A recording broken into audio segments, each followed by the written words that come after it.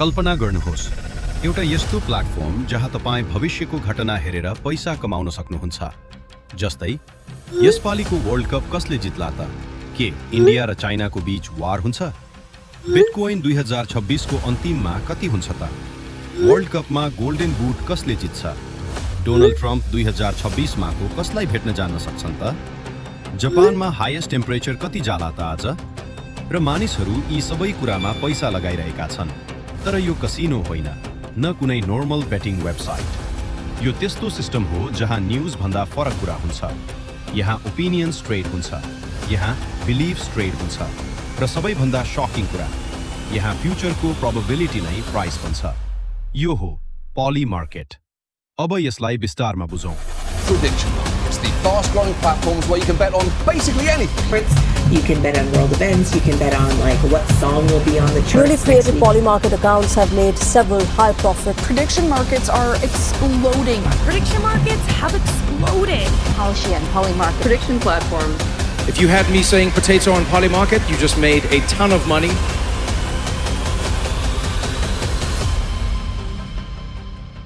पोली market एउटा prediction market हो। यसको मतलब भविष्यमा के हुन्छ भन्ने कुरा ट्रेड गर्ने ठाउँ। तर यहाँ तपाईं गेस गर्नुहुन्न, तपाईं ट्रेड गर्नुहुन्छ। हरेक क्वेशनको दुई अप्सन हुन्छ, यस नो, बस त्यति नै।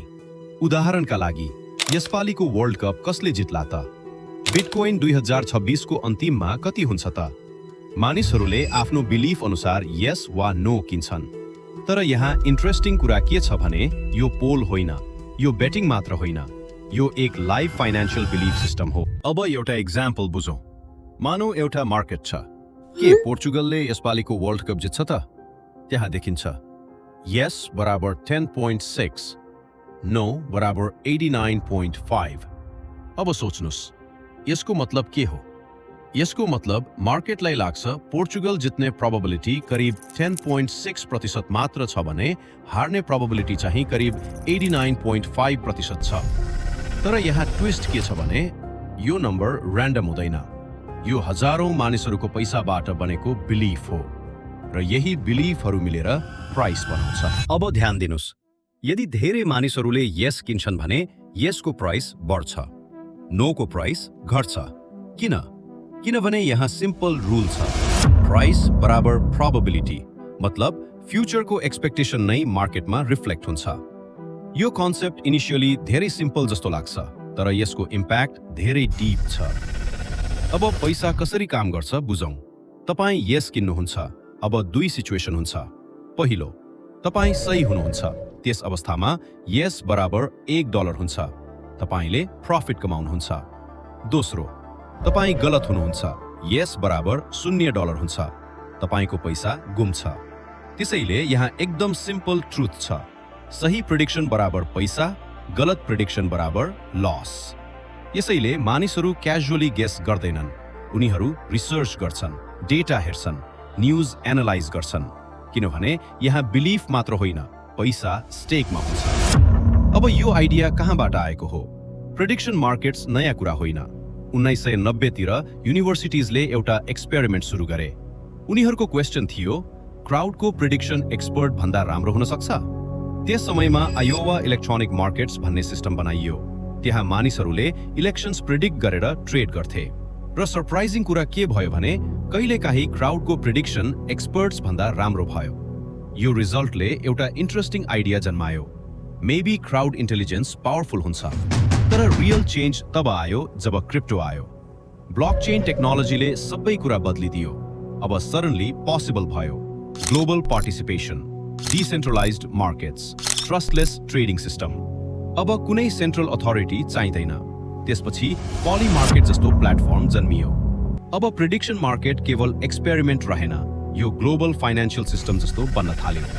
अब पोली मार्केट भित्र वास्तवमा के हुन्छ बुझौं। हरेक इभेन्ट एउटा लाइभ ब्याटलफिल्ड जस्तो हुन्छ। इलेक्सन, वार, क्रिप्टो प्राइस, स्पोर्ट्स, सबैमा मानिसहरू ट्रेड गर्छन्। तर ध्यान दिनुस्, उनीहरू कसिनो जस्तो ग्याम्बल गर्दैनन्, उनीहरू बिलिफ ट्रेड गर्छन्। कोही न्यूज पढ्छ, कोही डेटा एनालाइज गर्छ, कोही इन्ट्युसन युज गर्छ, र सबैको पैसा कम्बाइन भएर एउटा सिंगल प्राइस बनाउँछ। त्यो प्राइस नै कलेक्टिभ ह्युमन बिलिफ हो। अब प्रश्न आउँछ, किन यो सिस्टम यति एडिक्टिभ छ? पहिलो कारण, रियल मनी चेन्जेस बिहेभियर। जब पैसा रिस्कमा हुन्छ, मानिसहरू केयरलेस हुँदैनन्, उनीहरू सिरियस हुन्छन्, रिसर्च गर्छन्, इमोसन कम हुन्छ, लजिक बढ्छ। दोस्रो कारण, क्राउड इन्टेलिजेन्स। हजारौं मानिसहरूको सोच मिलेर एउटा प्रेडिक्सन बनाउँछ। कहिलेकाहीँ यो कलेक्टिभ प्रेडिक्सन एक्सपर्ट्स भन्दा पनि राम्रो हुन्छ, किनभने क्राउडमा डिफरेन्ट पर्सपेक्टिभ्स हुन्छन्, इन्साइडर्स हुन्छन्, एनालिस्ट्स हुन्छन्, र्यान्डम इन्फर्म्ड पिपल हुन्छन्, सबैको इन्फर्मेसन कम्बाइन हुन्छ। तेस्रो कारण, real time reaction. Traditional news slow हुन्छ, पोल्स आउटडेटेड हुन्छन्, तर यहाँ मार्केट इन्स्टेन्टली मुभ हुन्छ। कुनै रुमर आयो भने प्राइस चेन्ज हुन्छ, कुनै इभेन्ट लिक भयो भने रियाक्सन आउँछ। त्यसैले कहिलेकाहीँ पोली मार्केट न्यूज भन्दा अगाडि सिग्नल दिन्छ। तर यो सिस्टम पर्फेक्ट भने होइन, यहाँ धेरै रिस्क्स पनि छन्।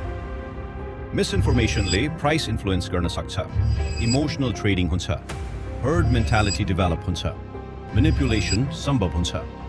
धेरै देशमा रेगुलेसन क्लियर छैन, त्यसैले यो ट्रुथ मसिन मात्र होइन, ह्युमन साइकोलोजी मिरर पनि हो, किनभने यहाँ पिपल लजिक मात्र होइन, इमोसन पनि ट्रेड गर्छन्। अब एआई को रोल बुझौं। आजकल मानिसहरूले एआई टुल्स प्रयोग गर्छन्, chat GPT, data tools, analysis systems. AI ले हेल्प गर्छ इन्फर्मेसन बुझ्न, डेटा समराइज गर्न, प्याटर्न्स आइडेन्टिफाई गर्न। तर ध्यान दिनुस्, एआई ले भविष्य प्रिडिक्ट गर्दैन। एआई केवल एसिस्टेन्ट हो, डिसिजन मेकर होइन। अन्तिम निर्णय मानिसले नै गर्छ। अब एउटा इम्पोर्टेन्ट क्वेशन सायद तपाईँ सोचिरहनु भएको छ, नेपालबाट पोली मार्केट प्रयोग गर्न मिल्छ कि मिल्दैन? यसको एन्सर सिम्पल छैन। नेपालमा अनलाइन बेटिङ र ग्याम्बलिङ सम्बन्धी नियमहरू स्ट्रिक्ट छन्, र पोली मार्केट जस्ता प्रेडिक्सन मार्केट्सको क्लियर लिगल फ्रेमवर्क छैन। त्यसैले यहाँ रिस्क हुन्छ, लिगल रिस्क पनि, फाइनान्शियल रिस्क पनि। त्यसैले कुनै पनि प्लेटफर्म युज गर्नु अघि आफ्नो देशको ल बुझ्नु धेरै इम्पोर्टेन्ट हुन्छ। यो भिडियो कुनै इन्भेस्टमेन्ट एडभाइस होइन, न बेटिङ एडभाइस, यो केवल एजुकेसन हो। अब अन्तिम प्रश्न, भविष्य सबैभन्दा राम्रो कसले प्रेडिक्ट गर्छ? एक एक्सपर्टले, न्यूज अर्गनाइजेसनले, पोल्सले, या हजारौं मानिसहरूको कलेक्टिभ इन्टेलिजेन्सले? सायद यही प्रश्न नै पोली मार्केटको कोर पावर हो, किनभने यहाँ फ्युचर प्रेडिक्ट मात्र हुँदैन, यहाँ फ्युचर प्राइस हुन्छ, र मानिसहरू बिलिफमा ट्रेड गर्छन्। यदि तपाईलाई यस्ता एआई, क्रिप्टो र फ्युचर टेक बारे नेपालीमा बुझ्न मन पर्छ भने सब्स्क्राइब गर्न नबिर्सनुहोस्। अर्को भिडियोमा भेटौँला। धन्यवाद।